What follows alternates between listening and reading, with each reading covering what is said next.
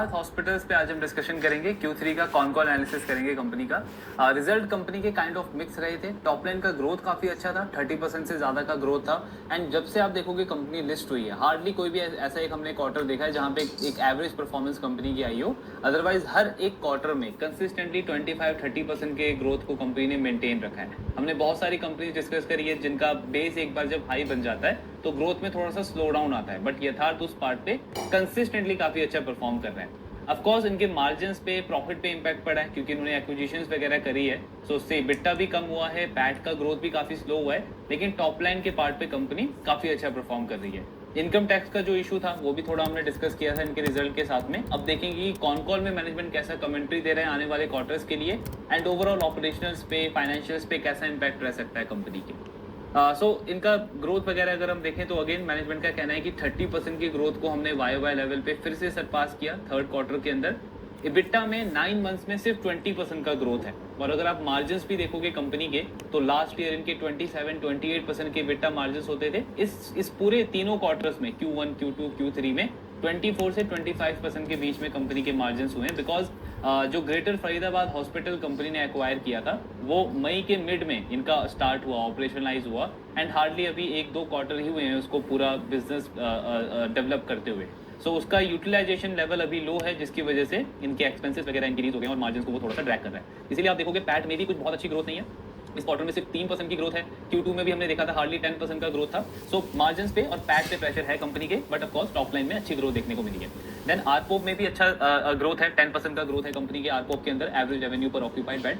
सो अगर आप group level पे देखोगे तो 30,600 का आरपोप है यथार्थ का। एंड मेजरली इनको 2 हॉस्पिटल्स हैं जो ड्राइव कर रहे हैं। सबसे पहले नोएडा एक्सटेंशन हॉस्पिटल जहां से कंपनी का 37,000 का आरपोप आता है, एंड दूसरा है इनका ग्रेटर नोएडा हॉस्पिटल जहां से 34,500 का आरपोप आता है कंपनी का। तो अगर आप देखोगे इन दोनों हॉस्पिटल का जो आरपोप है वो कंपनी के ग्रुप आरपोप से काफी ज्यादा है, एंड इनमें 21%, 12% का ग्रोथ भी है वाई लेवल पे। सो मैनेजमेंट क्या कह रहा है, इन दोनों हॉस्पिटल्स में हमने लास्ट कुछ क्वार्टर्स के अंदर काफी सारी high and super medical specialities offer करनी स्टार्ट करी है। उसका एडवांटेज मिल रहा है क्योंकि उसमें वॉल्यूम ग्रोथ आ रहा है, तो हमारा जो आरपोप है वो धीरे धीरे इंप्रूव होता जा रहा है। एंड अगेन एक और इसमें इंपॉर्टेंट चीज है कि अगर आप यथार्थ का आरपोप देखोगे सिर्फ 30,000 का, एंड इसको कंपेयर करोगे इनके कॉम्पिटिटर्स के साथ में, लाइक मैक्स हो गया, अपोलो हो गया, सो ऑलमोस्ट डबल का डिफरेंस है। उनका 60-70,000 के आसपास है, यथार्थ का 30,000 है। तो ये एक अच्छी चीज भी क्या है कि इस कंपनी के पास में स्कोप है कि अपने आरपोप को और इंक्रीज कर सकते हैं आने वाले टाइम में, बिकॉज अभी तक बहुत कम हॉस्पिटल्स में ये medical high and super speciality services offer करते हैं। तो जैसे जैसे इसका वॉल्यूम इंक्रीज होता जाएगा कंपनी के आरपोप का अच्छा स्कोप है आगे इंप्रूव होने का। देन ग्रेटर फरीदाबाद हॉस्पिटल अभी 2 ही क्वार्टर हुए हैं जहां पे उसको पूरा फुल फ्लेज ऑपरेशनल मिला है, एंड सिर्फ 2 क्वार्टर्स के अंदर इसका प्रोग्रेस काफी अच्छा है। आज के टाइम पे 5% जो रेवेन्यू है कंपनी का वो ग्रेटर फरीदाबाद वाले हॉस्पिटल से आता है। सो मार्जिन्स में जरूर ये इंपैक्ट कर रहा है कंपनी को, लेकिन रेवेन्यू में कंट्रीब्यूशन भी इसका आना स्टार्ट हो गया। देन पेमेंट्स वगैरह इन्होंने कर दिए हैं। जो 2 न्यू एक्विजिशंस करी है, फरीदाबाद के अंदर 400 बेड का हॉस्पिटल, दिल्ली में मॉडल टाउन के अंदर 300 बेड का हॉस्पिटल, इन दोनों हॉस्पिटल्स के एक्विजिशन का पेमेंट कंपनी ने कर दिया हुआ है। एंड अब पूरा इनकम टैक्स वाले पार्ट पे बात करते हैं। तो इनकम टैक्स में सबसे पहले मैनेजमेंट का कहना है कि 12-13 मंथ्स पहले, मतलब अराउंड अक्टूबर सितंबर के अराउंड 2023 में आईटी डिपार्टमेंट का सर्च ऑपरेशन हुआ था यथार्थ हॉस्पिटल के कुछ प्रीमाइसेस के अंदर, एंड वहां पे जो इनकम टैक्स के ऑफिसर थे उन्होंने कंपनी के बैलेंस शीट पे 250 करोड़ का एक अमाउंट था एफडी के अंदर, उसको उन्होंने प्रोविजनली अटैच कर लिया, ब्लॉक कर लिया उस टाइम के ऊपर। सो क्योंकि जस्ट अगस्त या जुलाई के आसपास ही कंपनी का आईपीओ आया था उस टाइम पे, तो वो जो फंड रेज किया था कंपनी ने आईपीओ से वो इनका एफडी के अंदर पड़ा हुआ था, एंड इनकम टैक्स डिपार्टमेंट ने उस अमाउंट को जो है वो अटैच कर लिया उस टाइम पे। मैनेजमेंट क्या कह रही है कि वो जो उन्होंने अटैच किया था या ब्लॉक किया था उस अमाउंट को, उसका कोई मतलब कैलकुलेशन नहीं था, मतलब ऐसा नहीं था कि उनको कुछ फाइंडिंग्स मिली थी कंपनी के अगेंस्ट में कि इतना कुछ पेनल्टी इनका बनता है और उसके अकॉर्डिंग उन्होंने वो एफडी को अटैच किया हो। जस्ट एक रैंडमली उनको कुछ भी एसेट वगैरह अटैच करना था। सो वो एफडी क्योंकि कंपनी के बैलेंस शीट में पड़ी थी, बिकॉज उन्होंने जस्ट आईपीओ रेज किया था, तो वो उन्होंने प्रोविजनली उस टाइम पे अटैच कर दिया। लास्ट काफी सारे क्वार्टर्स में हमने भी डिस्कस किया कि ग्रेजुअली धीरे धीरे वो जो 250 करोड़ का अमाउंट था उसमें से कुछ पार्शियली अमाउंट जो इनकम टैक्स डिपार्टमेंट है वो रिलीज करती गई, एंड कंपनी ने उसको अपने आगे के एक्सपेंशन के लिए यूज किया। अब कुछ मंथ से जो इनकम टैक्स के ऑफिसर थे, आई मीन कोई इस केस को आगे प्रोग्रेस मॉनिटर कर नहीं रहा था। न्यू जो असिस्टेंट कमिश्नर हैं उन्होंने कुछ टाइम पहले ज्वाइन किया, इस केस के ऊपर अपना प्रोग्रेस स्टार्ट किया, एंड अगेन उनको वो जो एसेट था जो उस टाइम पे 250 करोड़ का था वो ऑलमोस्ट रिलीज हो चुका था। सो उन्होंने क्या किया कि कंपनी के एफडी में अराउंड 60 करोड़ का अमाउंट पड़ा था, उसको अटैच किया इस बार, एंड कुछ जो इनकी प्रॉपर्टीज हैं जहाँ पे यथार्थ का स्टेक है, कुछ इक्विटीज है इनकी, उसको उन्होंने अटैच कर लिया।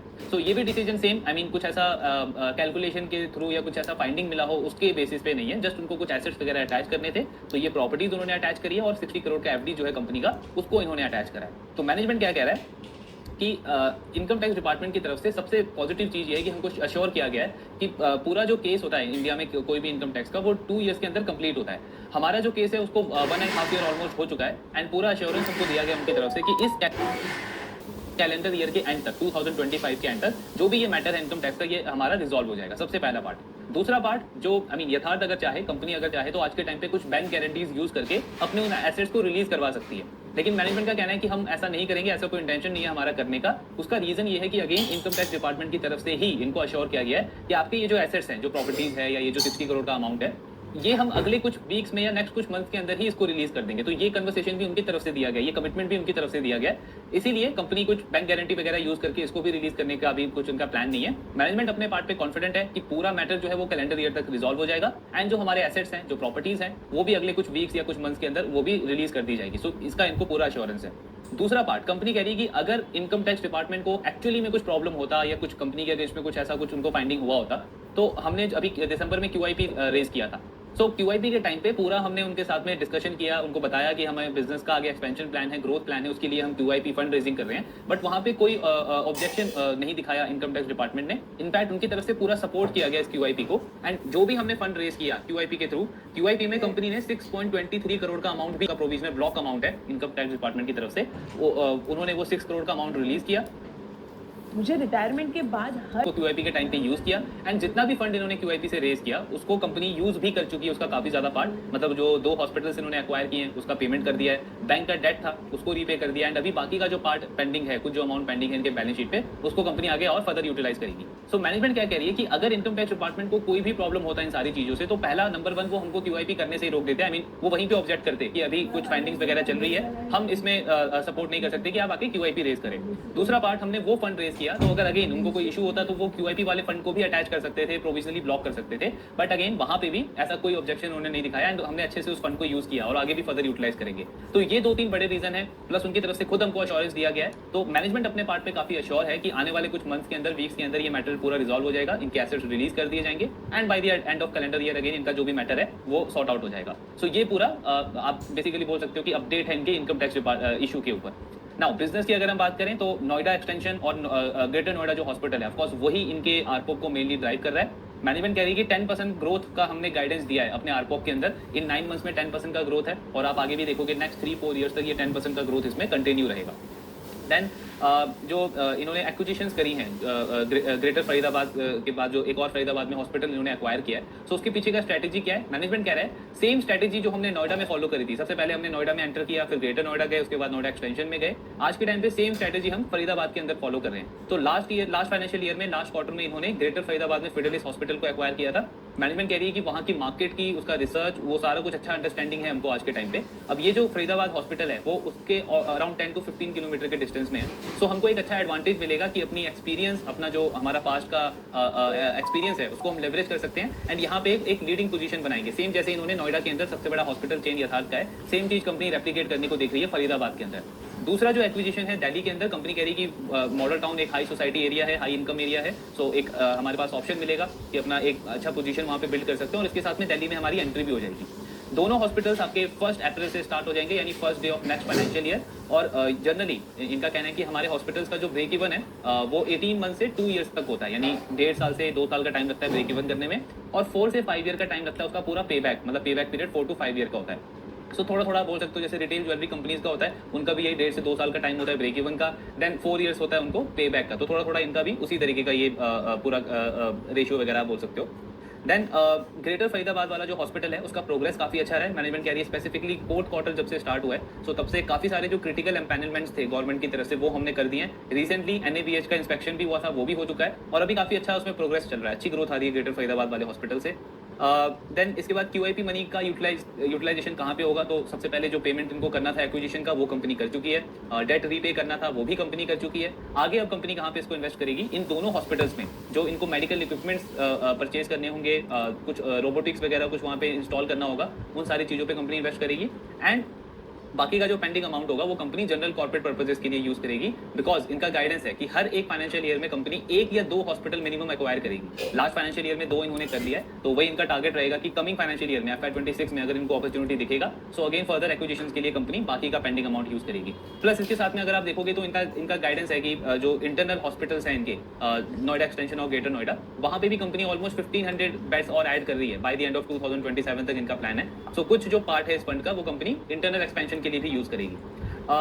देन इसके बाद EBITDA के ऊपर प्रेशर रहेगा ऑफकोर्स न्यू हॉस्पिटल्स की वजह से। तो कंपनी कह रही है कि ग्रेटर फरीदाबाद वाला हॉस्पिटल ने पूरे फाइनेंशियल ईयर में जरूर इंपैक्ट किया है हमारे EBITDA के ऊपर, but at the same time उसका रेवेन्यू में भी कंट्रीब्यूशन आना स्टार्ट हो गया है, तो वो एक पॉजिटिव चीज़ है। आगे चल के नेक्स्ट फाइनेंशियल ईयर से ये जो 2 हॉस्पिटल्स ऑपरेशनलाइज होंगे सो इनका जरूर EBITDA के ऊपर प्रेशर रहेगा, लेकिन क्योंकि हमने नोएडा एक्सटेंशन और ग्रेटर नोएडा हॉस्पिटल के अंदर काफी सारे जो हाई एंड मेडिकल सर्विसेज हैं वो स्टार्ट कर दिए हैं ऑफर करना, सो उनका वॉल्यूम जैसे जैसे इंक्रीज होगा और वो हॉस्पिटल्स मैच्योर हॉस्पिटल्स हैं उनमें ऑपरेटिंग लिवरेज आएगा, तो ओवरऑल कंपनी कह रहा है कि EBITDA हमारा यहाँ से और फर्दर डिक्लाइन नहीं होगा। मतलब इनका कहना है कि अभी तक 25% का रन रेट चल रहा है, इस फाइनेंशियल ईयर को भी 25% पे एंड करेंगे एंड नेक्स्ट फाइनेंशियल ईयर में इवन दो ये 2 हॉस्पिटल स्टार्ट होंगे EBITDA हमारा और नहीं गिरेगा, क्योंकि ग्रेटर फरीदाबाद वाला हॉस्पिटल भी अब धीरे धीरे उसका यूटिलाइजेशन इंप्रूव होता जा रहा है, ऑक्यूपेंसी का नंबर इंप्रूव हो रहा है और 2 जो बड़े मैच्योर हॉस्पिटल्स हैं उनसे भी अच्छे नंबर्स आएंगे। सो EBITDA में और फर्दर डिक्लाइन कंपनी कह रही है कि नेक्स्ट फाइनेंशियल ईयर में नहीं आएगा, 25% के आसपास की हमारा EBITDA मार्जिन रहेगा। ग्रेटर फरीदाबाद में जो फिडेलिस हॉस्पिटल है इनका 200 बेड का ये हॉस्पिटल है, इसमें से 170 बेड जो है वो सेंसस बेड्स हैं और वो पूरे फुली ऑपरेशनलाइज है। सेंसस बेड का मतलब क्या हो गया, एक हॉस्पिटल के लिए मतलब जहाँ पे आप पेशेंट को ओवरनाइट रख सकते हो वो बेड आपके बेसिकली सेंसस बेड होते हैं। बाकी जो बेड्स हो गए वो आपके डे केयर बेड हो गए, जहाँ पे पेशेंट आता है, कई सारे ऐसे ट्रीटमेंट्स होते हैं जो विद इन अ डे आप पेशेंट को डिस्चार्ज कर देते हो आज के टाइम पे, सो उन बेड्स को आप काउंट नहीं करते हो सेंसस बेड्स के अंदर, तो सेंसस बेड से ऑफकोर्स आपको रेवेन्यू ज़्यादा आता है। सो कंपनी कह रही है कि 200 में से 200 में से 170 बेड जो हैं वो सेंसस बेड हैं फरीदाबाद हॉस्पिटल में और ये सारे के सारे फुली ऑपरेशनलाइज हैं। देन अदर एक्सपेंसेस भी कंपनी के काफ़ी ज़्यादा इंक्रीज हो गए हैं, तो इसका बड़ा रीज़न है डॉक्टर का रिक्रूटमेंट। जो ग्रेटर फरीदाबाद हॉस्पिटल इन्होंने स्टार्ट किया है उसमें काफ़ी सारे डॉक्टर्स को इन्होंने रिक्रूट किया है रिसेंटली, तो उसकी वजह से अदर एक्सपेंसेस इंक्रीज हो गए हैं। अब यहाँ पे भी पॉइंट ये आता है कि नेक्स्ट फाइनेंशियल ईयर से आपका 2 हॉस्पिटल्स दोबारा ऑपरेशनलाइज होंगे, वहाँ पे भी आपको डॉक्टर को रिक्रूट करना पड़ेगा। मैनेजमेंट कह रहा है कि बढ़ेगा जरूर, लेकिन उसके कॉन्ट्रीब्यूशन में रेवेन्यू भी बढ़ेगा, तो रेवेन्यू के कॉन्ट्रीब्यूशन में अदर एक्सपेंसेस इतने ज़्यादा शूट अप नहीं करेंगे जितने अभी रिसेंटली किए हैं, बिकॉज एक एडवांटेज हमको ये मिल रहा है कि जो हमने फरीदाबाद का हॉस्पिटल एक और एक्वायर किया है ग्रेटर फरीदाबाद के साथ में, तो वहाँ पे हमको काफ़ी सारे डॉक्टर्स का खुद से इंटरेस्ट आ रहा है कि वो ज्वाइन करना चाहते हैं हमारे हॉस्पिटल्स को, क्योंकि 10-15 किलोमीटर का डिस्टेंस है, तो उनका एस्पिरेशन है कि एज अ हेड वो ज्वाइन करना चाहते हैं दोनों हॉस्पिटल्स को, ताकि हम दोनों हॉस्पिटल में उनकी सर्विसेज जो है उनका एक्सपीरियंस जो है उसको अच्छे से लेवरेज करने।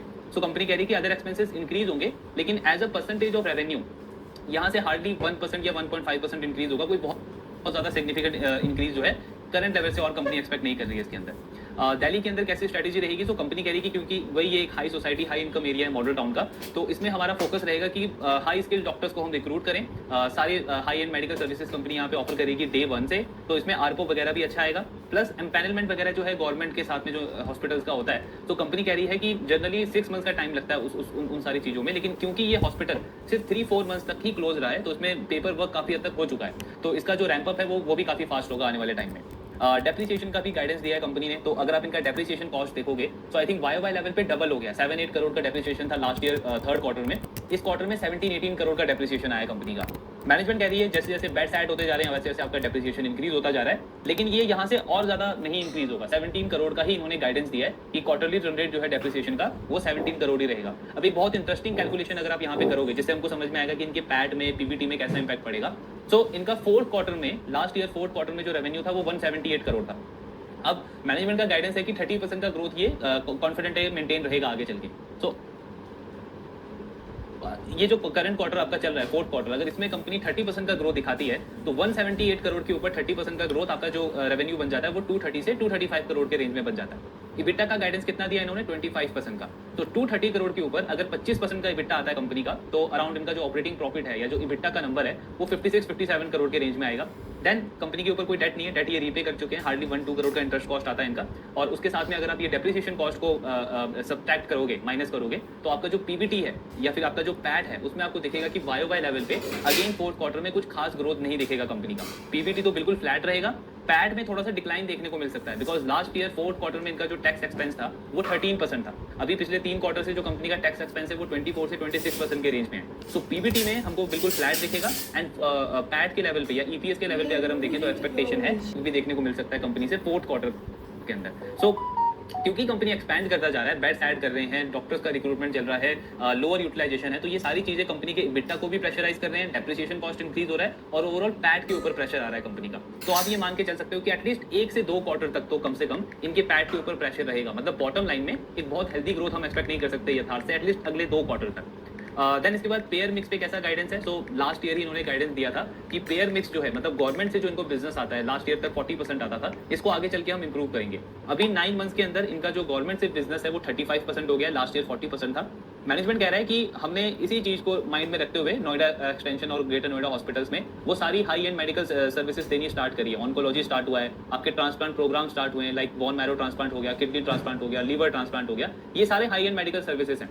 अब जैसे जैसे इनका वॉल्यूम बढ़ेगा, 2 चीजें होंगी। पहला, हमारा आरपोप का नंबर इंप्रूव होता जाएगा। दूसरा, गवर्नमेंट के ऊपर जो हमारी डिपेंडेंसी है वो कम होती जाएगी। सो उससे ऑटोमेटिकली हमारा जो पेयर मिक्स है वो इंप्रूव होता जाएगा। मैनेजमेंट कह रहा है इस फाइनेंशियल ईयर के एंड तक हमारा गाइडेंस है कि 35% हमारा जो बिजनेस है वो गवर्नमेंट से आएगा। ऑलरेडी 40 से 35 हो गया है। देन नेक्स्ट 2.5 ईयर के अंदर कंपनी कह रही है कि ये जो गवर्नमेंट बिजनेस शेयर है वो 25% पे आ जाएगा। इस साल 35%, नेक्स्ट 2.5 ईयर के अंदर 25% पे आ जाएगा।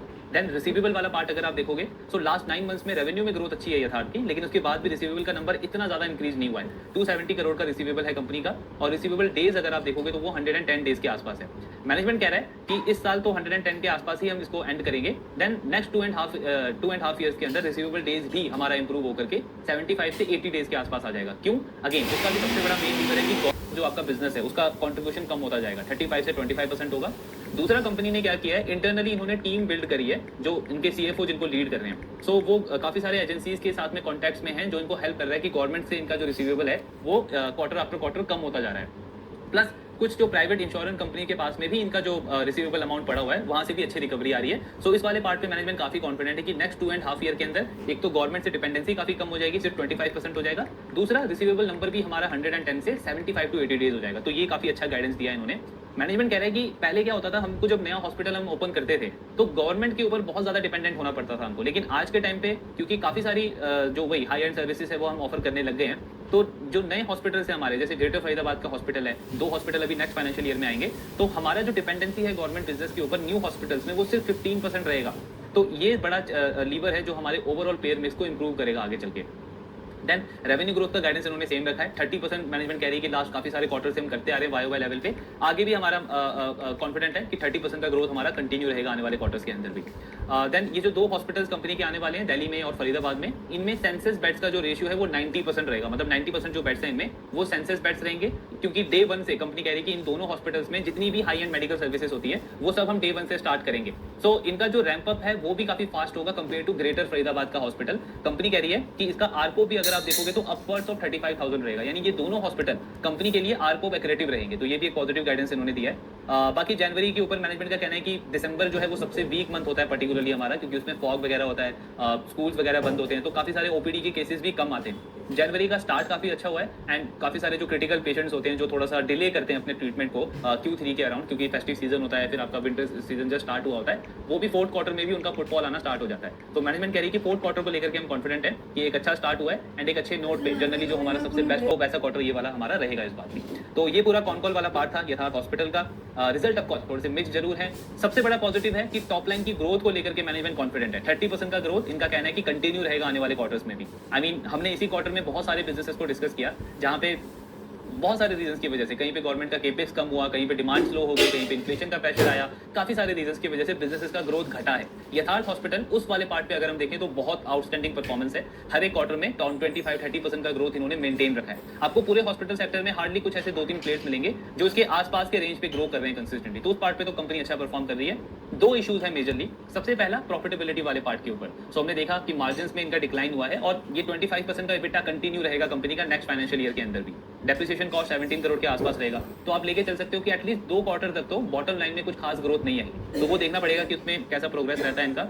दूसरा जो इशू है वो है आपका इनकम टैक्स वाला मैटर। आई मीन पर्सनली हमने पहले भी डिस्कस किया है कि मुझे ये चीज इतनी बॉदर नहीं करती किसी भी कंपनी के लिए, क्योंकि पास्ट में बहुत सारे ऐसे केसेस देखे गए हैं जहाँ पे ऐसे र्यूमर्स आते हैं, इस तरीके की चीजें डिस्कस करी जाती है मार्केट में, देन स्टॉक प्राइस बहुत सीवियरली करेक्ट होता है उस कंपनी का, एंड उसके बाद कुछ मंथ्स के बाद जब चीजें वापस नॉर्मलाइज हो जाती है, कुछ फाइंडिंग निकल के आता नहीं है कंपनी के अगेंस्ट में, स्टॉक दोबारा से नया हाई लगाना स्टार्ट कर देता है। अब ये डेलिबरेटली किया जाता है, किस लिए किया जाता है वी डोंट नो, बट जब तक कुछ ऐसा कॉन्क्रीट निकल करके नहीं आता या फिर कोई लीगल एंटिटी आके बोलती नहीं कि कंपनी के अगेंस्ट में कुछ ऐसी फाइंडिंग्स मिली है, कुछ इनको पेनल्टी सेजनलिटी वगैरह पड़ा है, तब तक आई मीन इस अजम्पशन के बेसिस पे या र्यूमर के बेसिस पे पर्सनली मैं प्रेफर नहीं करता हूँ कि डिसीजन लेना। मेरा डिसीजन जो है वो बिल्कुल डिपेंड करता है कि बिजनेस कैसा कर रहा है, एंड अगर ऐसा कुछ केस हुआ है तो कोई लीगल कहीं से आना चाहिए, किसी लीगल एंटिटी की तरफ से ऐसा आना चाहिए। सो उस वाले पार्ट पे अगेन मुझे पर्सनली कोई कंसर्न नहीं रखता, बट ऑफकोर्स आई मीन ये डिपेंड करता है इंडिविजुअल टू इंडिविजुअल। अगर मुझे ये पर्सनली ज्यादा बॉदर कर रहा है, मेंटली मुझे अननेसेसरी ये हिट कर रहा है, डेली मैं देख रहा हूँ कि स्टॉक क्यों गिर रहा है, स्टॉक में इतना करेक्शन क्यों हुआ है, इनकम टैक्स का कोई नया अपडेट तो नहीं आया, अगर इस तरीके की चीजें मुझे अननेसेसरी बॉदर कर रही हैं, सो इट्स बेटर कि मेरे पास और बहुत ऑप्शंस हैं।